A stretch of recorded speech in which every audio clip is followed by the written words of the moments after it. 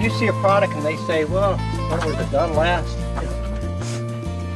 Oh, I don't know, 8, 9 years ago. What did you put on here? Because the building was, there was no black. No black, nothing. It had faded. That's all it did. It just seemed to fade. And I was just so impressed. I thought, well, this is good, because we were fixing to do we got a new log home and we were fixing to do it. And I said to my wife, Susie, I said, come and check this place out. We got to find out about this product. So we called Gemini, and the factory name is TWP. And they sent us some samples and information. And away we went. As they say, you could spray the house. Yeah. It also says in there about if you spray, you have to back brush. The correct back brushing is this way. But almost everybody that I know in the painting industry back brush, what they do, they'll get down and they see some drips, like right here, if you can see them or not. Oh, that needs to be back brushed. Notice how I held that? Dainty. What you want to do is you want to work the product into the wood. Spraying, it'll sit on it. I just can't emphasize how important it is to brush it.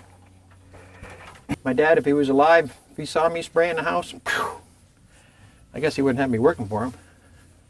Doesn't work. We strip a lot of houses. And I can tell everyone, I don't know, it's so easy to tell because it comes off so easy. I make some money when I strip them like that. But if it's been brushed on, it's tough. Actually, you don't really get it off if it's been brushed on. You get to wash it and clean it, because if it was brushed on, usually it's a pretty good job, and all the house needs is a cleaning. A little bit of soap and water. If there are some black dots, some mold spores on it, a little bit of bleach and water, clean them up. But if they're underneath the coating, you're not going to get them out. This is all looking real good right now for the second coat. It's just a dull finish. If you could see that there, it's dull here.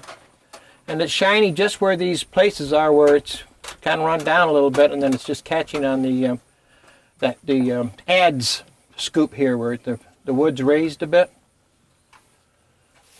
The ends of the logs, it's very, very important that you really get lots on here, because this is like a wick in a lamp. It wants to suck everything in.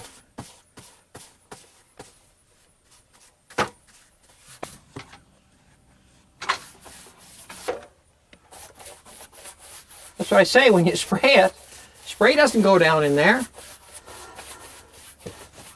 I had a fella tell me, oh, Chuck, you got to switch. You got to get over to Stan. You won't make any money that way. I said, you know, they're bragging about they can spray a house in a day. Yeah, you can. Usually takes me 4, but I don't get a call back.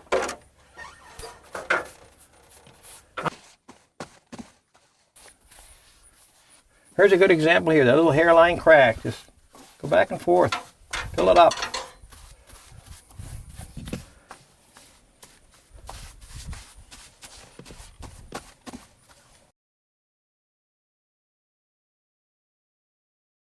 Well, today I'm figuring on, I know I can go an hour. I know for a fact I can go an hour.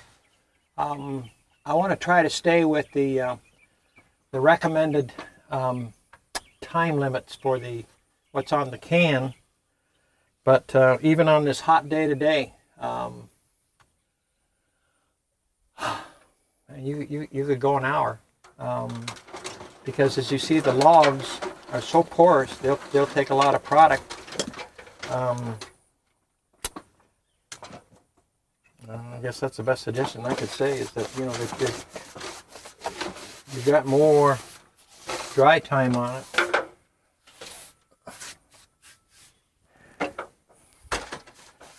You probably just noticed I just reached up there as the old sprayers say, oh, let's back brush.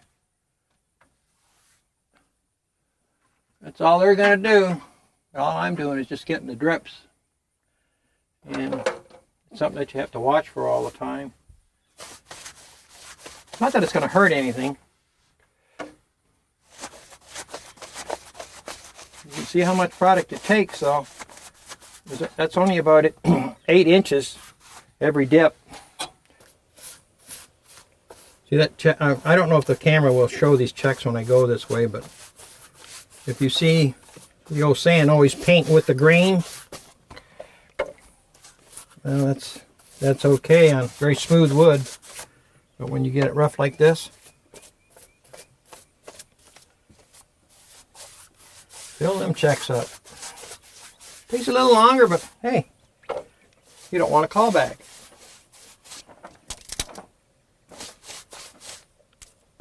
I'm just coming back to fill my pot up, so again, what I'm going to do is give this a little bit of stir. Some of the inhibitors, the UV ray inhibitors and all that, the color pigment is all settling to the bottom. Not very much, a little bit, but I want to keep it uniform, so I'll give it a little stir.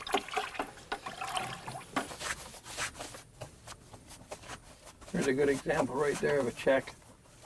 Fill it up.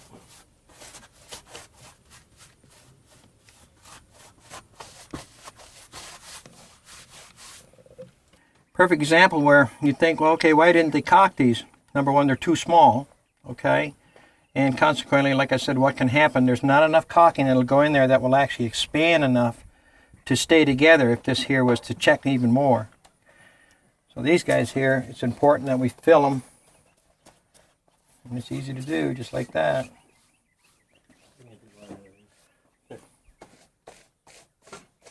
You see it's already gone way in. I'll give it more, and then see we're going to get a second coat on here, so it's even going to get more.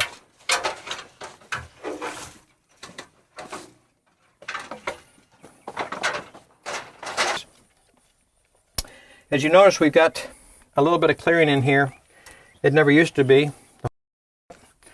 They were up against the building, and I told them that very, very important to keep any shrubbery at least 2 feet away from the logs so they can breathe and have air.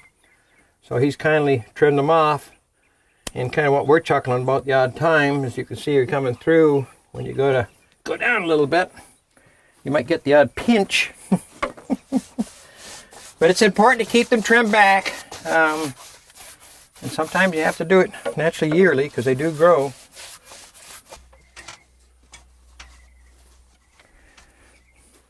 Of course, there's another thing to consider here, is that we don't have any wind today. So that makes a change too in drying time. When it's very still like this, it's going to take longer.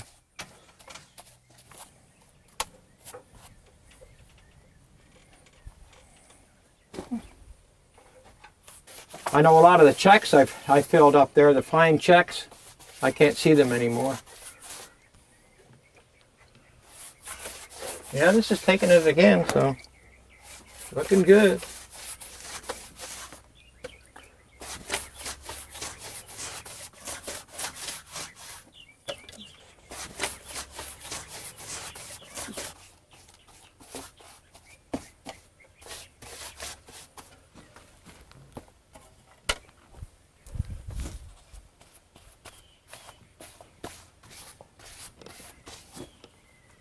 Because you got to be careful on when you're doing the second coat that you hit everything.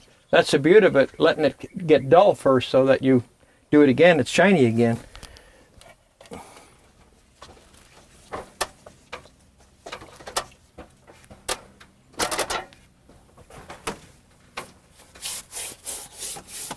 I can see them looking at it, and they'll go ahead, in 15 minutes it's going to pass, and they're going to start right all over a completely wet wall where it will not take any more. So I think it's going to be up to the discretion of the homeowner, but I think it needs to be put to the point where you put it on where you have a very nice shiny finish because you know it's soaked, and it's pending the temperature outside, weather conditions. and it could take up to an hour. And as soon as you see it with a dull finish, where it's the wood's absorbed it, then go ahead and put the second coat on. Right there's a perfect example. Right there, this is ready for it, and that's still wet.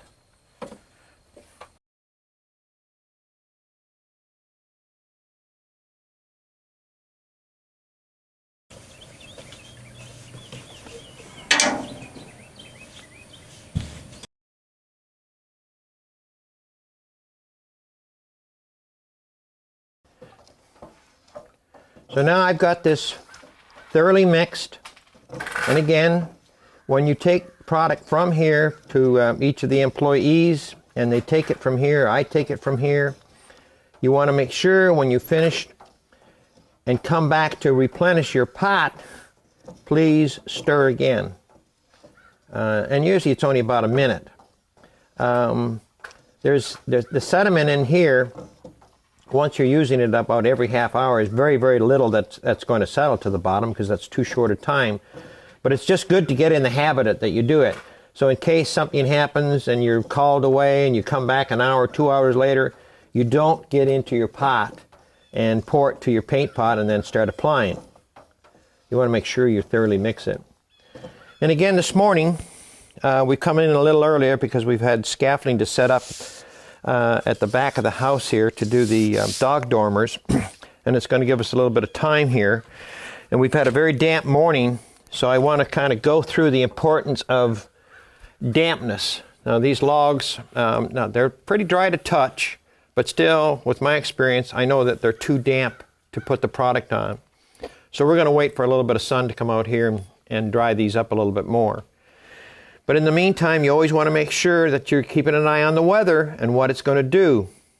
If rain's imminent, you want to make sure that you're way ahead of the game on covering what you've got done with tarps, and make sure you overlap the tarps so they've got good coverage in case it does rain. And that's pretty well it.